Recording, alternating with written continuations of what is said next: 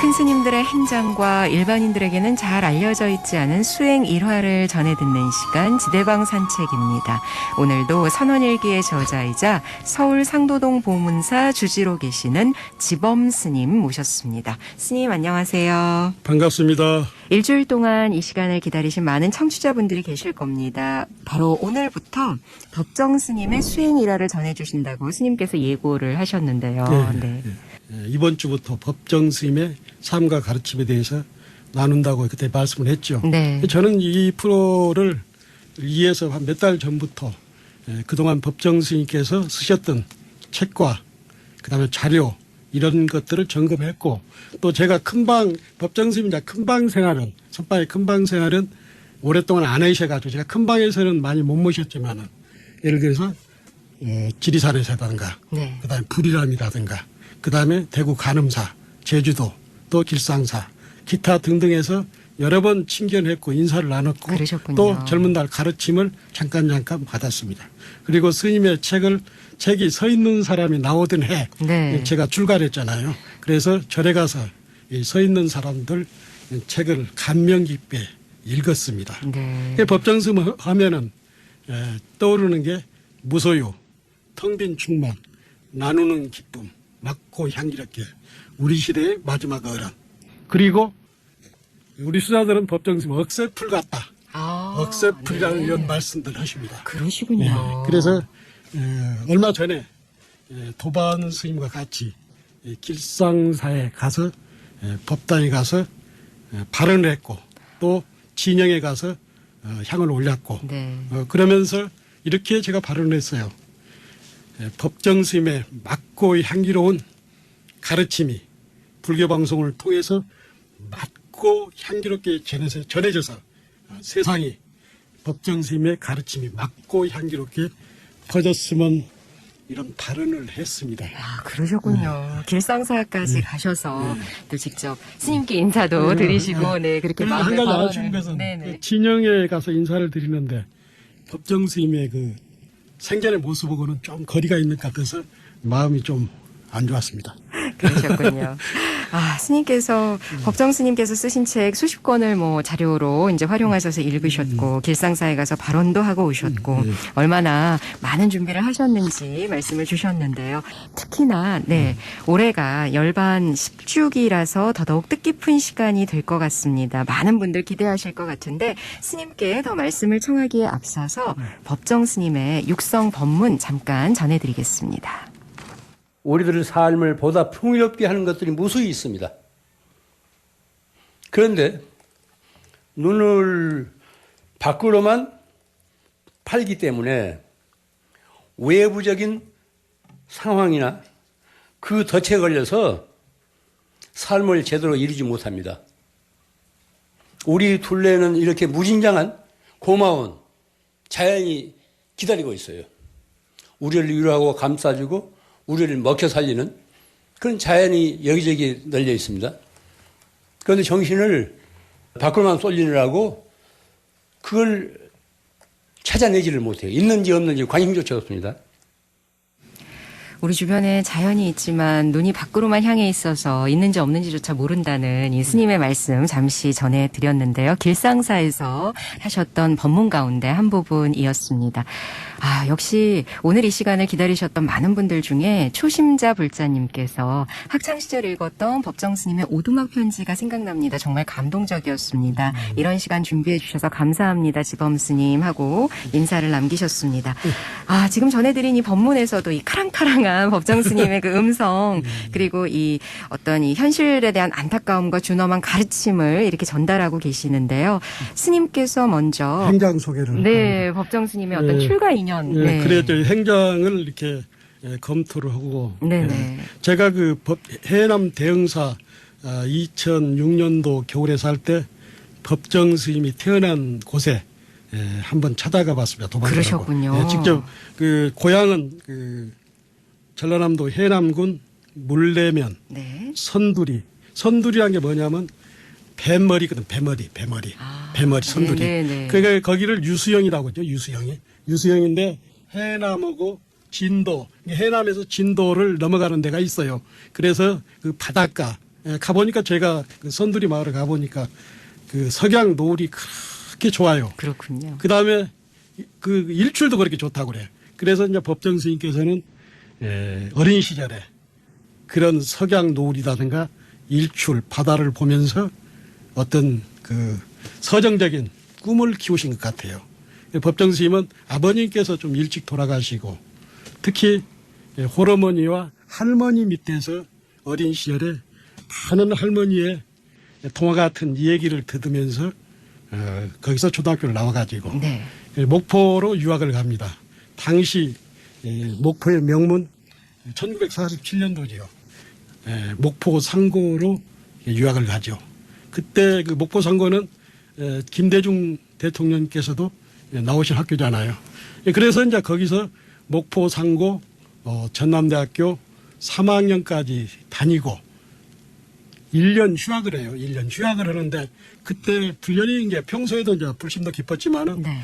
정해훈이라고 유달산 밑에 그 절이 있습니다. 일본식으로 된 절에서 출가 전에 1년 가까이를 계셨다고 그래요. 근데 법정스님은 경제학을 공부를 했지만은 그 친구들 옛날 친구들 얘기 들어보면 경제학보다는 오히려 역사, 문화, 네네. 그리고 철학, 그리고 음악, 미술의 조예가 있어가지고 그렇게 공부를 했다고 그래요. 그래. 인문학 쪽이나 네. 예술 쪽의 네. 조예가 깊으셨군요. 그래, 가장 형편이 이제 어려워가지고 그때가 이제 6.25가 이제 끝나고 좌우로 세상이 갈등을 할 때 생사의 갈림길에서 삶의 무상을 느끼고 진리를 향해서 출가를 결심해요. 그래서 목포에서 열차를 타고 서울로 오지요. 서울로 오셔가지고 절에 계셔가지고 절집안에서 어느 정도 그 법정 스님이 알잖아요. 그래가지고 그 종로 3가에 있는 그 대각사로 찾아갑니다. 대각사의 객실에 있는데 출가 전이잖아요. 네.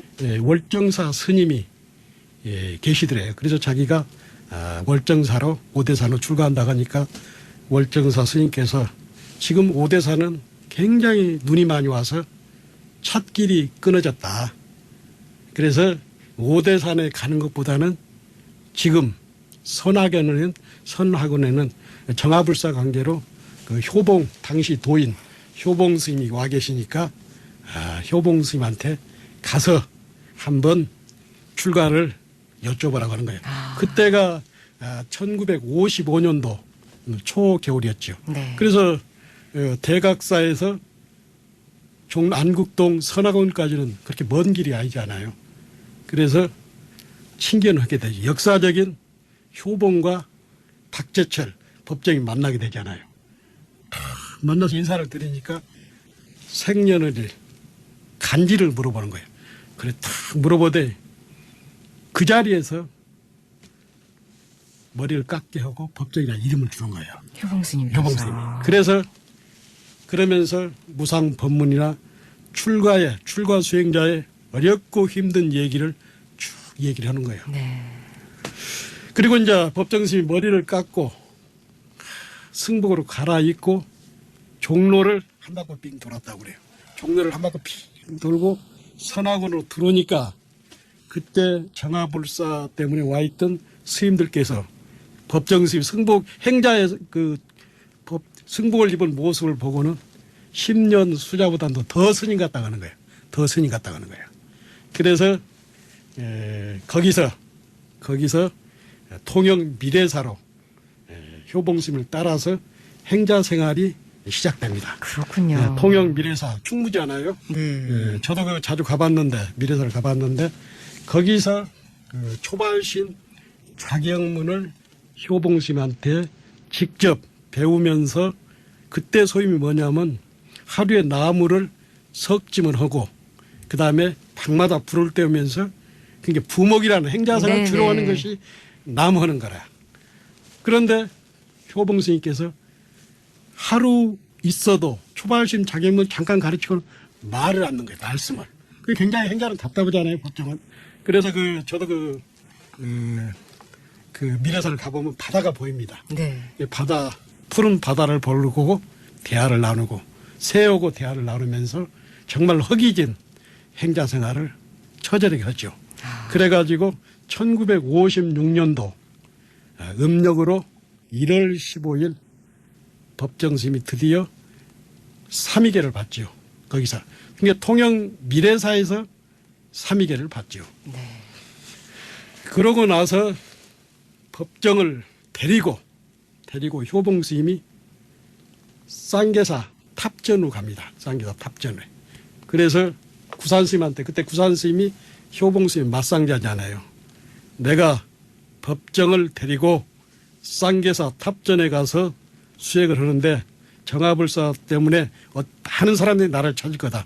어디 갔다 절대 얘기하지 말고 직접 그 인자 계를 받은 법정을 데리고 쌍계사 탑전으로 갑니다. 두 분만 떠나신 두 거예요? 분이 떠나죠. 네. 탑전에 가서 얼마나 법정 스님의 무소유가 그냥 나온 것이 아니라 효봉 스님의 혹독한 청빈 생활, 여법한 개울, 거기서 근데 이제 예를 든다면은 하루 3번 공양하면서도 그 더운 여름에도 가사장삼을 입고 바로 공양을 하고 또 밤에는 철야 용맹정리를 하고 그때 이제 법정스님이 출가 당시에 다른 것은 할머니도 어머니도 친구도 다 음악도 다 놓을 수가 있었는데 네네. 가장 못 놓은 것이 자기가 감명 깊게 읽었던 책들이잖아요.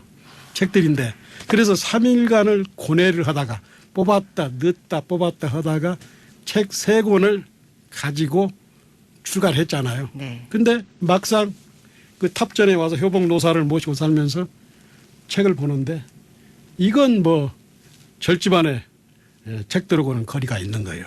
이것도 부질없다 해서 그 책을 놓았다고 그래요. 그래서 이제 하루는 효봉 노사를 모시다 보면은 찬거리가 부족하잖아요. 그래서 구례 하계로 이렇게 찬거리를 구하러 갔어요. 네. 근데 그날따라 비가 이렇게 소낙비가 내린 거예요. 그러다 보니까 소낙비를 피해서 저녁 공양을 하러 탑전에 왔는데 10분이 늦은 거예요. 10분이 늦었는데 효봉 노사가 법정을 부른 거예요. 오늘은 단식이다. 공양을 안 한다. 비가 이렇게 와서 이렇게 늦었습니다. 그러니까 수행자가 비가 온다고 해서 시간 약속을 하기면 안 된다. 오늘은 단식이다. 그래가지고 단식을 했다고 그래요.